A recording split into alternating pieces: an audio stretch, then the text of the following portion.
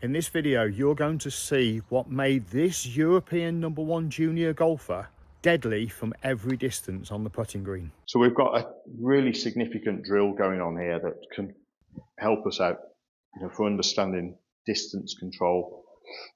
We're based on a 10-speed green, so we're working the 10-10 stroke. That's rolling the golf ball out around 10. A couple of things that can change speed, effective rollout, type of ball you use, type of insert you have in your putter. So if you've got a slightly firmer or an aluminium insert like you've got in your Odyssey putter, the ball will come off a little bit quicker than if you're using my Odyssey putter that's got the soft insert.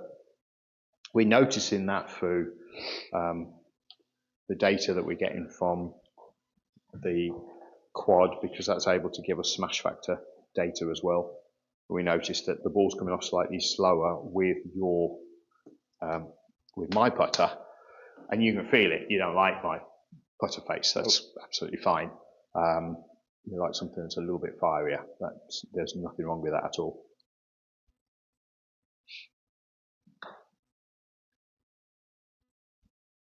So we're seeing a smash factor of around 1.4 off yours. Just try mine. Let's see. Yeah, we wouldn't necessarily see the ball. Firstly, we won't see the ball roll as far. No. It'll feel softer. You hear it softer. Same stroke. You can see there very similar stroke in terms of length. And we're not robotic testing, we're human testing here, but ultimately we've got a smash factor there at 1.24. So a considerable drop, in terms of the ball launch speed. Ultimately, that gives us the information that's telling us that a slightly softer putter is going to give us a different rollout. So if you're playing on really, really quick greens and it's one way of reducing that or giving yourself a little bit more control. It allows you to hit the ball a little bit firmer, and we know that this is something that we like to look at. But at the same time, if you prefer the sound and feel, and a lot of feel is sound, that ball just clicks off the putter. Yeah, you can hear it. It's quite significant, really. Very significant. Let's go back out to 15s.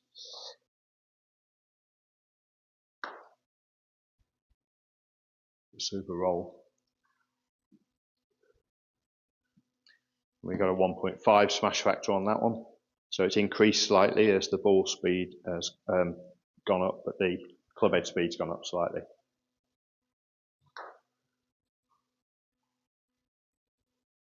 .5 again, that was.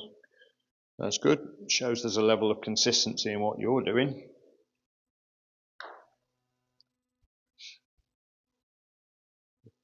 Good putt. Little firm. 1.51. Yep, yeah, so we know when we see that, there are some subtle variables, but we can see subtle rollout differences, very subtle. You can take that putt coming back. Yeah.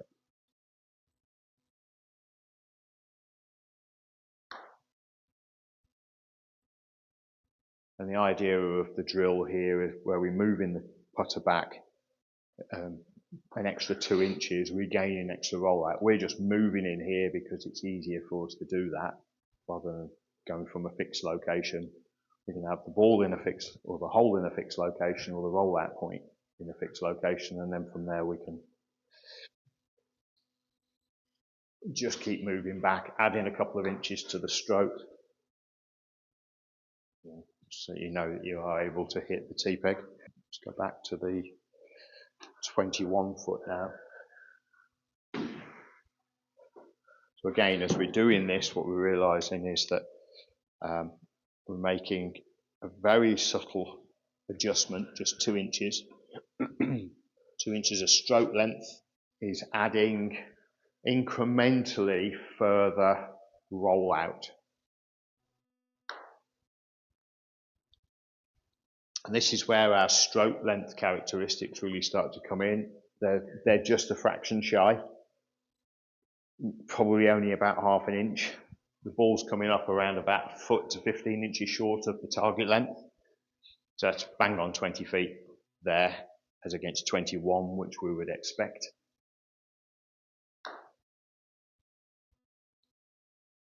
There we go. So a couple of inches short of the T-peg at 21. So if, you know, nailing these backswing lengths, especially, but also forward swing length to a degree, you know, we can then fully establish good, consistent read. This is very Bryson-esque, is what Bryson's doing with his, you know, sort of processing, you know, how he goes about things. There's nothing wrong with that at all. We're not judging what he does as an issue or a fault. It's exactly what he does. It's fine. But this works to a degree. You know, it gives us a baseline. If we haven't got any way of, you know, judging the distance we hit the golf ball, then this is one way of doing it. You know, as talented as you are, you've admitted to me before we went on camera that some of your distance control, playing different courses, playing lots of different venues, different continents, you know, we've played a lot of golf over the last 5 or 6 weeks where you've literally been on the road like a tour player. Ultimately, you know, you've struggled with that distance control from time to time, not all the time, you know, but it does need checking. And one of the things that we can do with this is just literally work it out. We can mark it on a ruler, we keep the ruler in the bag, we're rolling balls down the ruler as a test, you know, for doing this. But ultimately, every 2 inches we'll see a smash factor increase of around, what are we getting there? So there's probably about a 0.05 increase in the smash factor on the quality of your strikes. We know that number one, you're hitting the sweet spot. We can see that because there is a mark on your putter, which is fairly obvious when you see it. So you hit the sweet spot more often than you don't. It's almost Tiger-esque, that. Wouldn't mind that. Haven't quite worn it out yet, but you've definitely got a mark where the Sharpie pen, Haven't had it that long, works, and you know that's good. This routine is really solid. You know, we get a good feedback, we get a good understanding of what we're doing in terms of distance controls. And very simply how it's working, we start at 3 feet, we get the golf ball to roll around about 5 feet in total length, which is good speed going into the hole. Then we move back to 6 feet, so we've added 3 to this. We've added 2 inches of backswing, so we've got 8 inch back and forward. Then we move out to 4 feet further at 10, 5 feet further at 15 feet, and then we're adding 6 and 7 as we add the extra 2 inches. A really powerful drill. We keep adding until we get to 45 feet. Ultimately, that's where the smash factor levels out, and we'll see approximately 10 feet of extra roll all the time at that point. So, you know, so you here we're at 21 feet, we're at 14 inches of backswing. We'll move back to the next range will be 28. We're not going to do that for camera purposes. We run out of space, but at 28, then we get to 36 and then 45. So as you're adding those, at 45, it then goes 45, 55, 65. From there, each 2 inches, the smash factor doesn't change anymore. We've literally just increased that rollout distance by increasing the distance and speed that the club head is travelling. In a position where you can test this on your golf course, on your practice green, because many practice greens aren't much bigger than this room. But if you get the opportunity to play on a relatively flat surface and give this a go, this is a really good way of doing it. Of course, you can, instead of putting paint marks down on the carpet, you can put some T-pegs in the ground.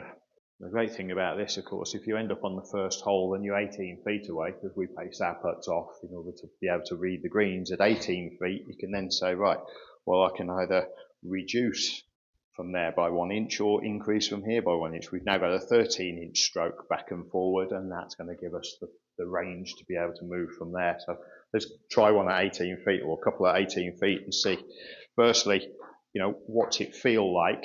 Can I control? Can I understand the length of the strokes go from here. So we've got 18 feet rather than trying to reduce the total distance. We're not going to get quad data at this point, but can we make a slightly shorter stroke?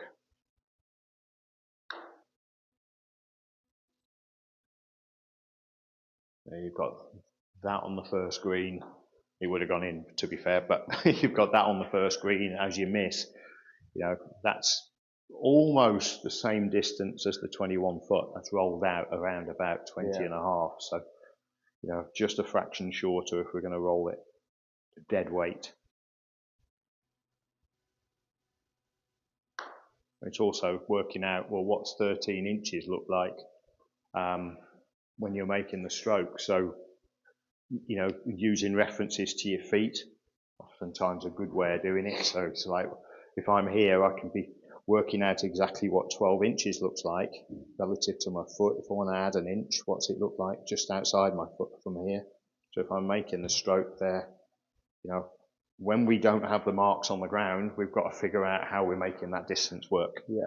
And there's an element of calculated feel at that point. It's recognizing that we're using a calculation to establish feel in the first instance. If there's a slight upslope, it's going to affect the speed. You have, you know, 2% rollout distance on a 10% on a 10-foot putt. That's going to slow that thing down to around about 8 foot, 7.5 to 8 foot. You're going to lose 20 to 20%, 20 to 25% of rollout just based on 2%. But down the hill, you could end up rolling the golf ball closer to 16, 17 feet. So that's going to make a difference in how hard you hit the golf ball and how much backswing length you need as well. Good putts here. Great speeds. Really good speeds.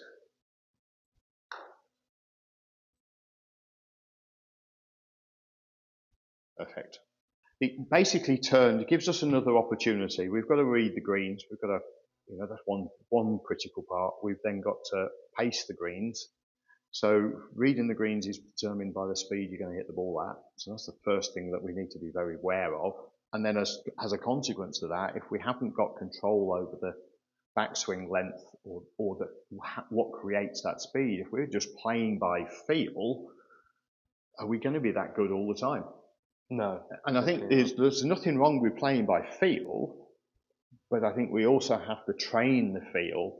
And it's no different really from grabbing a wedge and saying, right, well, my 3/4 swing is thumb to shoulder, if that's what you do, you know. So that's just part of feel, and then, you know, you understand your speeds for your smash factors, etc. from there. But ultimately, you've got to have some kind of reference to feel, you know.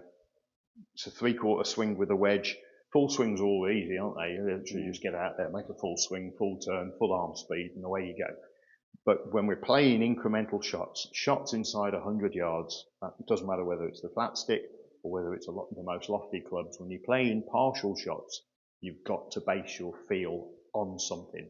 Well, it's all the same, isn't it? Like from swing feels to putting. You literally, if you've got a clock system with your wedges, why wouldn't you have that with your putter? There you go. Good way to do it. So I think that's a great drill. Definitely going to put that into my practice as well. Good. Just got to do it diligently. Yeah. Like I say, if you're limited in space and you can only go to 20 feet, you can only go to 20 feet. You know, it's better than nothing, though. Yeah, exactly. Yeah, absolutely. All right. Good stuff. Good work.